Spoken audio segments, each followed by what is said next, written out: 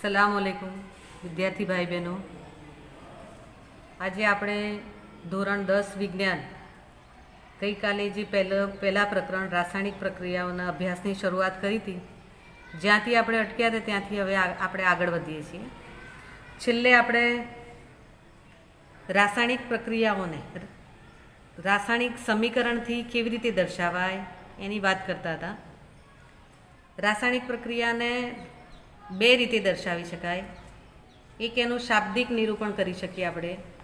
એમાં એક ઉદાહરણ લીધું હતું આપણે કે મેગ્નેશિયમની પટ્ટીને હવામાં સળગાવતા આંખ આંચી દે તેવા પ્રકાશ સાથે સળગે છે. છેલ્લે જ્યારે અટક્યા ત્યારે મેં સમીકરણ લખ્યું હતું, મેગ્નેશિયમ વત્તા ઓક્સિજન ગીવ્સ મેગ્નેશિયમ ઓક્સાઇડ. એનું શાબ્દિક નિરૂપણ છે. પણ રાસાયણિક પ્રક્રિયાને એનાથી એ સંક્ષિપ્ત રીતે લખવું હોય તો રાસાયણિક સમીકરણ દ્વારા દર્શાવી શકાય. એટલે કે આ જ રાસાયણિક પ્રક્રિયા મેગ્નેશિયમની પટ્ટીને હવામાં સળગાવતા એનું સંક્ષિપ્તમાં લખવા માટે એના પ્રક્રિયામાં ભાગ લેતા જે પદાર્થો છે, પ્રક્રિયકો, એમની સંજ્ઞા વડે દર્શાવવામાં આવે. દાખલા મેગ્નેશિયમને દર્શાવવા માટે Mg પ્લસ મેગ્નેશિયમ ઓક્સિજન સાથે સંયોજાય છે એટલે O2. તીરની નિશાની કરી ગીવ્સ જેને કહેવાય એ બંને વચ્ચે પ્રક્રિયકો વચ્ચે પ્રક્રિયા થઈ અને નિપજ બને છે. નિપજ તરીકે મળે છે આપણને મેગ્નેશિયમ ઓક્સાઇડ. તો રાસાયણિક પ્રક્રિયાને દર્શાવવાની આ ટૂંકી રીત જેને આપણે રાસાયણિક સમીકરણ કહીએ છીએ. હવે રાસાયણિક સમીકરણ કઈ રીતે લખાય તેના માટે જુદા જુદા મુદ્દાઓ છે. એમાં સૌથી પહેલો જે મુદ્દો છે એ છે પ્રક્રિયકોને હંમેશા ડાબી બાજુએ લખવામાં આવે છે. ઉપરના ઉદાહરણમાં આપણે જોઈએ તો મેગ્નેશિયમ અને ઓક્સિજન એ પ્રક્રિયકો છે. તો પ્રક્રિયકો હંમેશા ડાબી બાજુએ લખાય છે.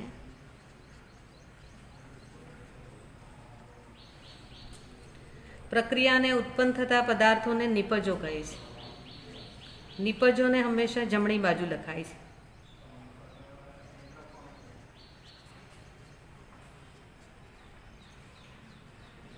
પ્રક્રિયકો અને નિપજોની વચ્ચે તીરની નિશાની કરવામાં આવે છે.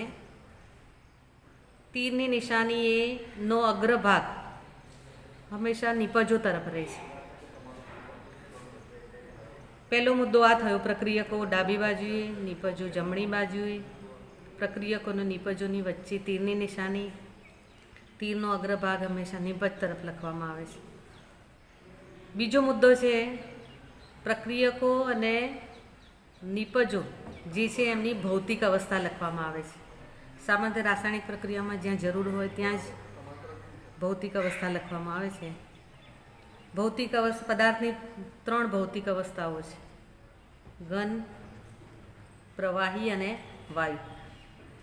ઘન માટે સોલિડ એટલે S, પ્રવાહી માટે L, વાયુ માટે S, અને ચોથી જે અવસ્થા છે જલીય દ્રાવણ એને માટે EQ લખાય છે.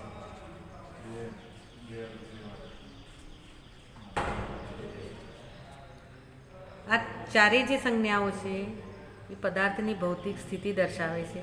જ્યારે પ્રક્રિયા લખીએ ત્યારે જે તત્વ છે એની સંજ્ઞા લખ્યા પછી એની બાજુમાં નીચે એની ભૌતિક અવસ્થા લખવામાં આવે છે. દાખલા કે મેગ્નેશિયમ છે ઘન પદાર્થ છે એટલે S લખાય,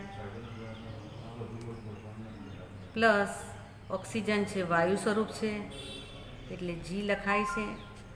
બંને વચ્ચે રાસાયણિક પ્રક્રિયા થઈ બનતો મેગ્નેશિયમ ઓક્સાઇડ પદાર્થ પણ ઘન છે પણ પાવડર સ્વરૂપમાં છે, તે S લખાય છે.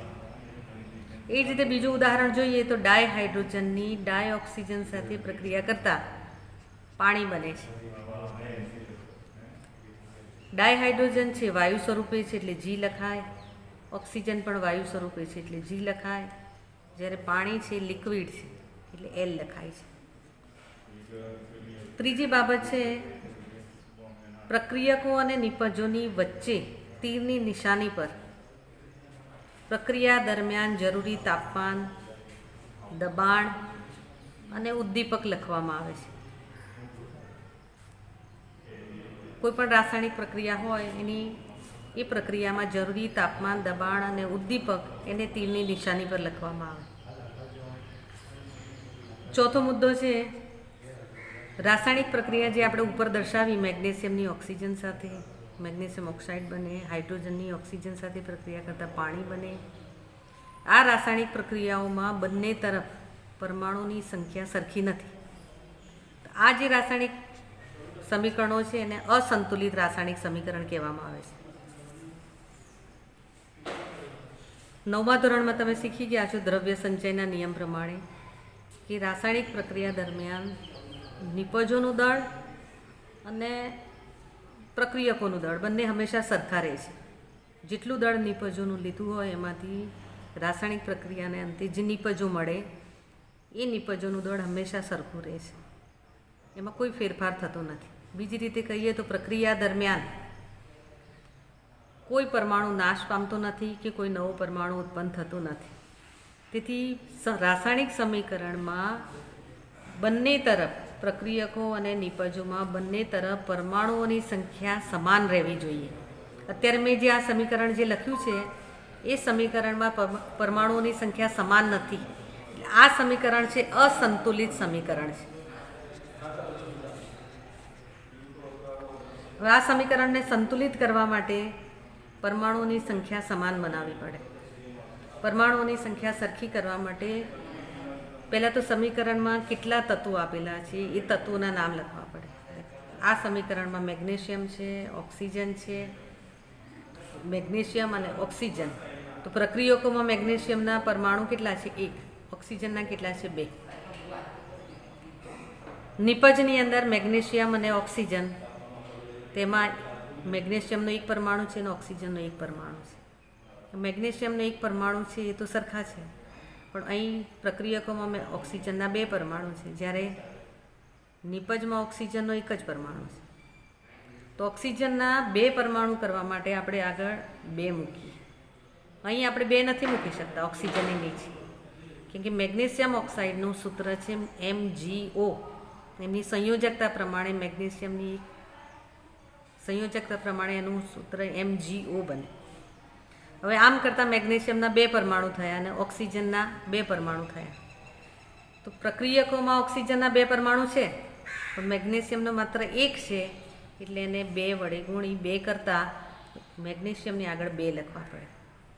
હવે જે આ સમીકરણ મળ્યું આપણને 2Mg + O2 gives 2MgO. એમાં બંને તરફ પરમાણુઓની સંખ્યા સરખી થાય છે. પ્રક્રિયકોમાં મેગ્નેશિયમના 2 પરમાણુ છે, ઓક્સિજનના 2 પરમાણુ છે. નિપજની અંદર મેગ્નેશિયમના 2 પરમાણુ છે, ઓક્સિજનના 2 પરમાણુ છે. એટલે હવે આ સમીકરણ સંતુલિત સમીકરણ બન્યું. એટલે આ રીતે વારંવાર સમીકરણ કોઈ પણ અસંતુલિત સમીકરણ લઈ અને એની અંદર આપણે પરમાણુઓની સંખ્યા સરખી કરતા જઈએ તો ધીમે ધીમે આવા 8 થી 10 ઉદાહરણ તમે ગણશો તો સંતુલિત સમીકરણ બનાવી શકો છો. રાસાયણિક પ્રક્રિયાને રાસાયણિક સમીકરણ વડે દર્શાવવા માટે આટલી બાબતો આપણે ધ્યાનમાં રાખવી પડે. પ્રક્રિયકો ડાબી બાજુ, નિપજો જમણી બાજુ, પ્રક્રિયકો અને નિપજોની વચ્ચે તીરની નિશાની, તીરનો અગ્રભાગ હંમેશા નિપજ તરફ. રાસાયણિક સમીકરણમાં પદાર્થોની ભૌતિક સ્થિતિ દર્શાવવાની, ઘન, પ્રવાહી, વાયુ અને જો જલીય દ્રાવણ હોય તો EQ બીજી ABCDના નાના અક્ષરોમાં લખવામાં આવે છે. રાસાયણિક પ્રક્રિયા દરમિયાન તીરની નિશાની પર તાપમાન, દબાણ અને ઉદ્દીપક દર્શાવવામાં આવે છે. રાસાયણિક પ્રક્રિયામાં બંને તરફ પરમાણુઓની સંખ્યા સમાન કરવામાં આવે છે. આટલી બાબતો ધ્યાનમાં રાખવાથી આપણે રાસાયણિક સમીકરણને દર્શાવી શકીએ છીએ.